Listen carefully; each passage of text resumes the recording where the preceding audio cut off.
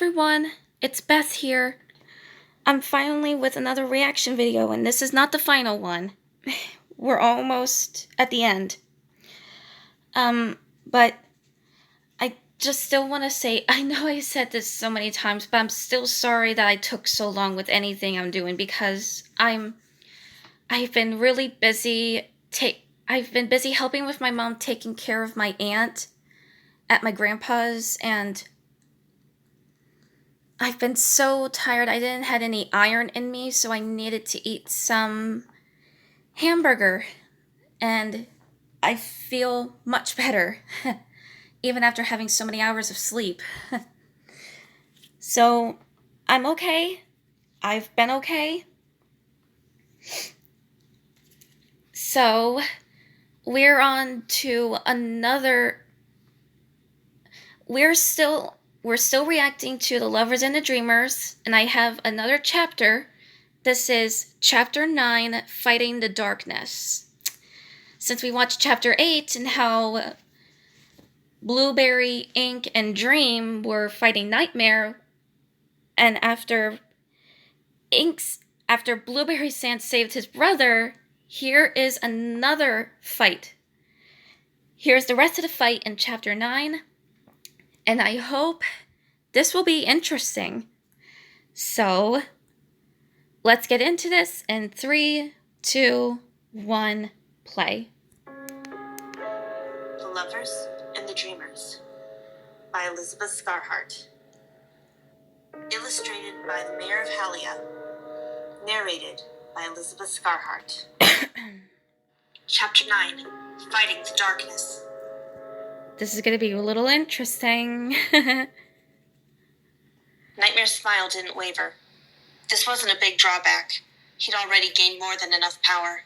Sans could see that from how much this place had changed just in the time he was with Papyrus. Ooh. But he wasn't going down without a fight. Yes. Ready? He asked his brother. Papyrus nodded.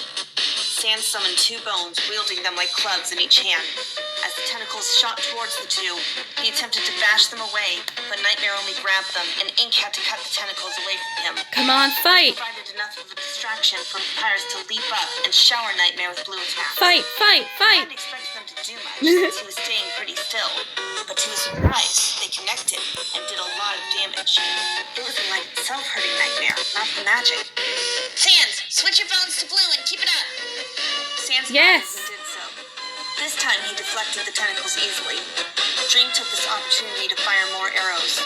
They hit Nightmare in the torso, making him stumble back in pain. Ooh, good job. He realized he was too outnumbered for his usual task. Time to use the darkness around him.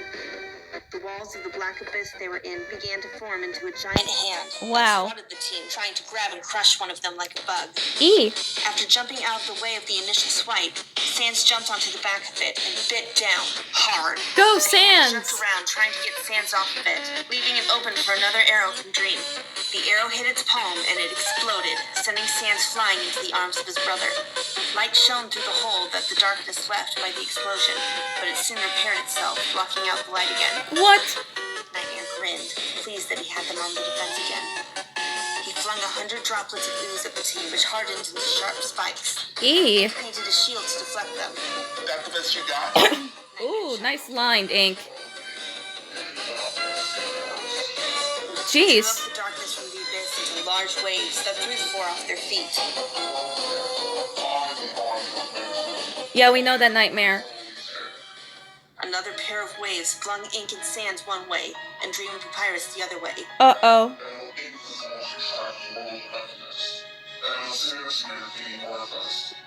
The darkness curled around those 2, trapping them. Papyrus and Dream could hear them banging on the side of the bubble and screaming. Before Dream and Papyrus could try to help them, Nightmare spoke again.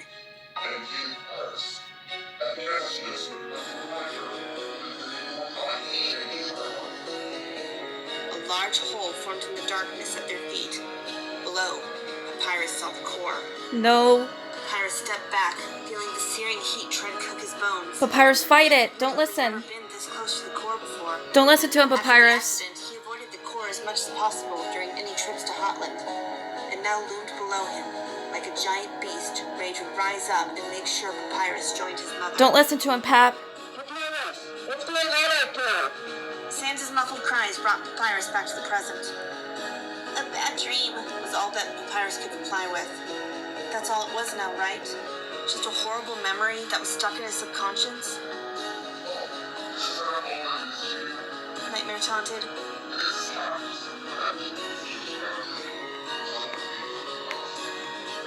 Papyrus, it's all right.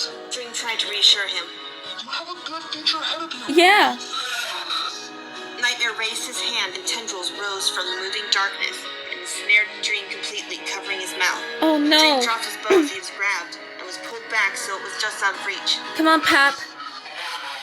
No, it's not. Dream's break, Papyrus. Fight it off, Voice Pap. he heard. Whatever you're seeing is over, and it hasn't stopped you from needing a good break. Yes, fight it off. Papyrus could see the black dome around Ink and Sands growing smaller. There were grunts as it started to crush them. Fight it, Paps. Sands could barely shout from the pressure on his rib cage, but Pap could make out his words. Oh no. I don't know what you're seeing, but I know we built a good life from the aftermath. And we'll keep doing so. Yes. Please, help! Come on, Pap. Pap Fight it. urged Papyrus to move forward. Yes. He summoned a blue attack and flung it at Nightmare, knocking him onto his back. The impact made him lose concentration, and the dome stopped shrinking. Pap summoned more blue attacks, hovering them above Nightmare. I won't let you hurt me or my brother anymore, Papyrus told him. Go, Papyrus. You made the same mistake I did, thinking that day meant I was doomed to be alone. But I'm not. Nope. All that day did was solidify that my brother and I would always have each other's backs. We are not alone. Go, Pap. Nightmare growled and grabbed Papyrus' ankle with one of his tentacles. No. He pulled, bringing Papyrus to the ground. This made Pap lose his concentration, and his blue attacks disappeared. Nightmare stood and summoned a Shadow Blaster. Papyrus rolled out of the way of the attack. Come He on. felt his bones grow hotter and stopped, realizing he was rolling closer to the hole where the core was. He sent a wave of blue attacks at Nightmare, flipping his right side tentacles, giving him a chance to stand up. Nightmare tried to swipe him with his other tentacles to try to knock him into the hole. If he couldn't have Papyrus anymore, he'd feed off of Sands' breathing over his dead twin brother. But Pap grabbed onto them and was flung safely away from the hole. He sent another wave of blue attacks that Nightmare sidestepped. This, however, cut Dream free, who tried to run and grab his bow. But Nightmare noticed and covered it with another dark dome just in time. With no light around him to draw from, Dream was powerless. Uh-oh. Papyrus took the distraction of covering the bow to summon a rain of blue attacks. These hit Nightmare hard. Yes. Nightmare grunted in pain and raised his hand, turning the darkness around them into waves again. The waves forced Papyrus off his feet and pushed him to the edge of the hole with the core. The back of his skull was burning as it dangled over the large machine. Oh, come on, Nightmare placed Papyrus. his foot on Papyrus's ribs, and he grinned his white, toothy grin at Papyrus. Come on, Papyrus.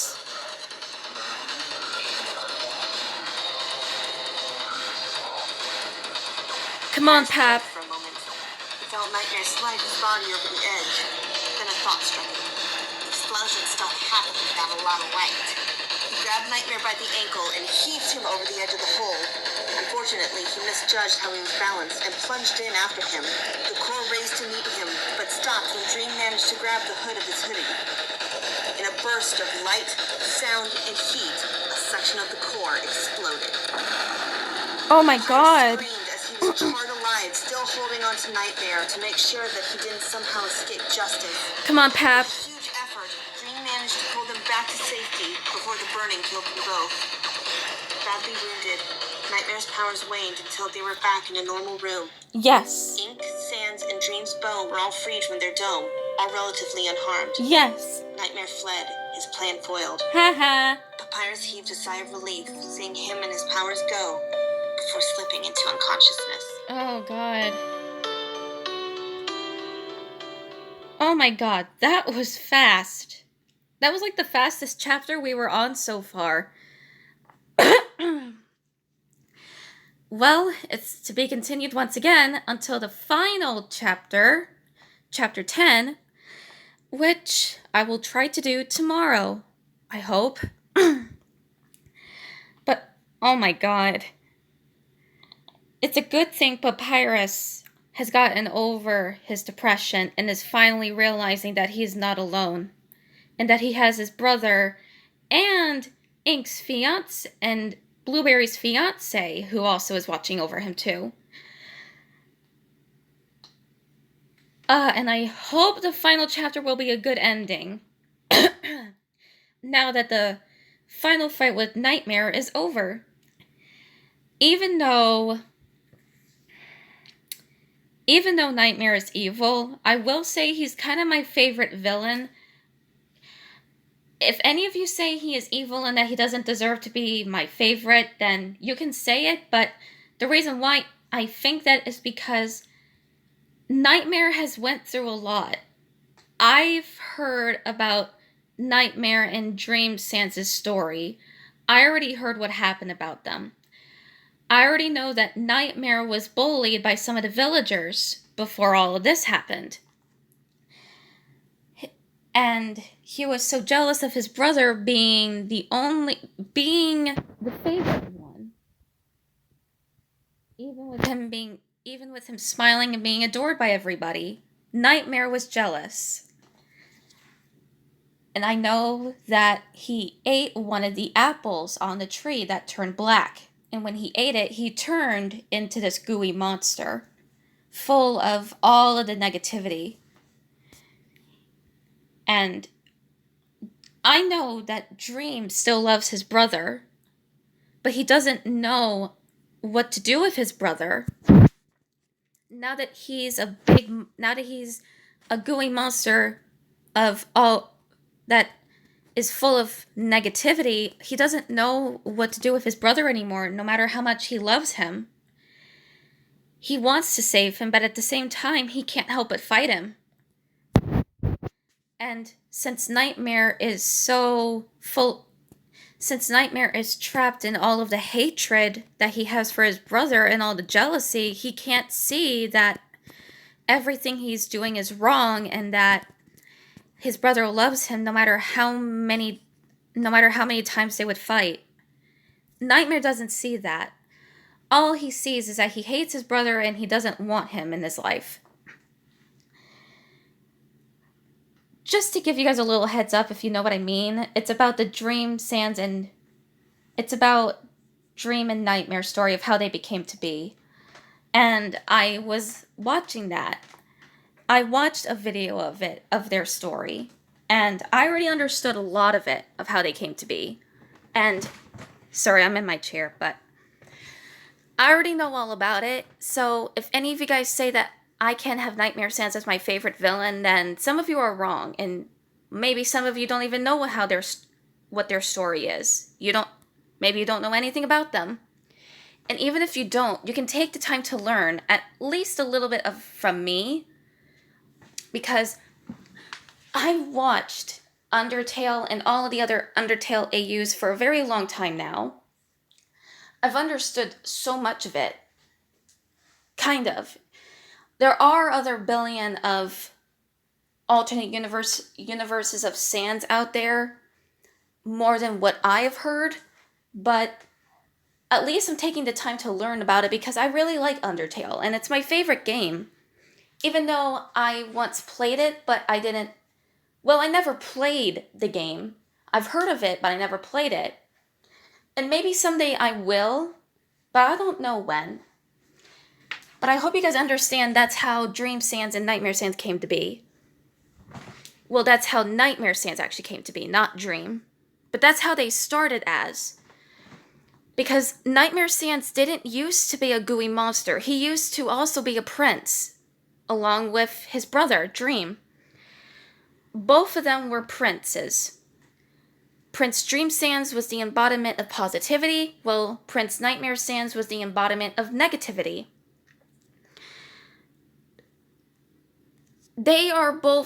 Those two remind me of Princess Celestia and Princess Luna from My Little Pony, because they're both the same person. All four of them.